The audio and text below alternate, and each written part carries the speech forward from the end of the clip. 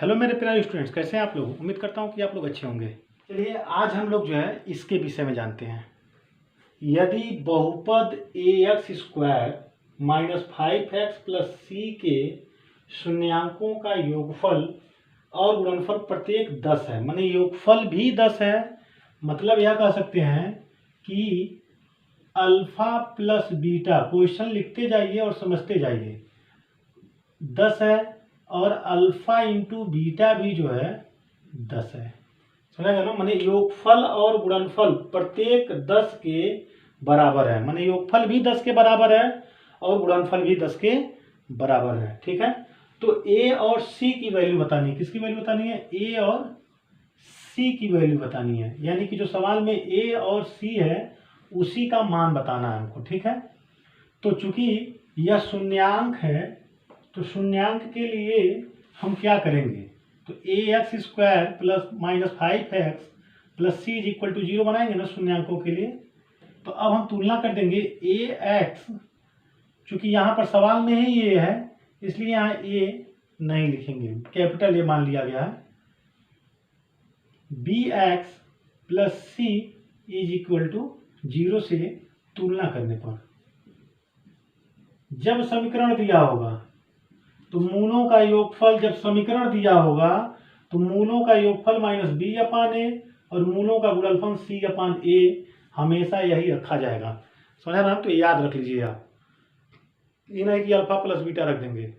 हमेशा जब ये इस तरह का समीकरण देगा और पूछेगा मूलों का योग और गुणनफल क्या है, तो हमेशा आप यही सूत्र रखेंगे। समीकरण जब देगा तब द्विघात बहुपद का समीकरण अगर दे रहा है तो आप हमेशा योगफल और गुणनफल निकालने के लिए बी अप माइनस बी अपान ए और सी अपान ए ही रखेंगे। मतलब योगफल के लिए माइनस बी अपान ए और गुणनफल के लिए सी अपान ए रख कर योगफल और गुणनफल निकाल लेते हैं। ठीक है ना, जब इस तरह का दिया होगा तब। ठीक है, चलिए तो तुलना कर दिया जाए तो ए के जगह क्या मिल रहा है यहाँ पे ए, बी के जगह क्या मिल रहा है भाई, तो माइनस छोड़िएगा मत, -5, और सी के जगह क्या मिल रहा है सी। समझ आ गया। और चूंकि यहाँ दिया alpha plus beta is equal to, हम निकाल सकते हैं माइनस बी अपान ए होता है, तो यह बी नहीं रखेंगे यहाँ पर, क्योंकि हम यहाँ पर मान लिए हैं capital A capital B capital C, तो capital B upon capital A यहाँ रख देंगे। और चूंकि अल्फा प्लस बीटा जो दिया है वह 10 है हमारा।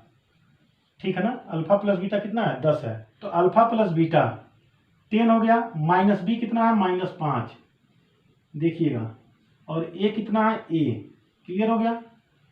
इसका इसमें कर देंगे गुणा तो हो जाएगा 10 A is equal to 5, minus minus हो गया प्लस।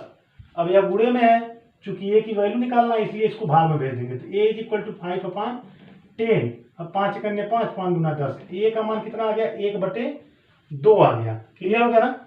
अब इसी तरह गुणनफल के लिए काम करेंगे तो अल्फा इंटू बीटा बराबर होता है सी अपान ए, चूंकि यहाँ पे कैपिटल माना गया है इसलिए कैपिटल वहां पे रखा जा रहा है। ठीक है, अब गुणनफल कितना है 10 है और सी कितना है, सी तो स्मॉल सी माना दिया गया है, और ए की वैल्यू कितना है ए है।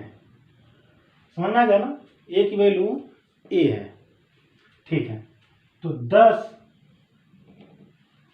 इज इक्वल टू सी अपान ए, ए की वैल्यू यहाँ हम निकाल चुके हैं 1/2, और वही 1/2 यहाँ रख देंगे, चूंकि भाग में है तो इधर भेजेंगे तो गुणा हो जाएगा, तो 10 गुणे 1/2 बराबर सी। अब इससे 2 से अब 10 कट जाएगा 5 बार, यानी सी इज इक्वल टू आ जाएगा 5, यानी कि हमारा ए का जो वैल्यू है वह 1/2 है, और जबकि सी की जो वैल्यू है वह 5 है। यही हमारा जो है आंसर निकला। क्लियर हो गया ना। हमको लगा आपको बहुत ही बेहतर समझ में आया होगा। वीडियो को लाइक कमेंट्स और शेयर जरूर करें। अगर हमारे चैनल पे नए विजिट कर रहे हैं तो सब्सक्राइब और बेल आइकन की घंटी जरूर दबा दें, जिससे कि मेरा नया वीडियो आप तक आसानी से पहुंच जाए।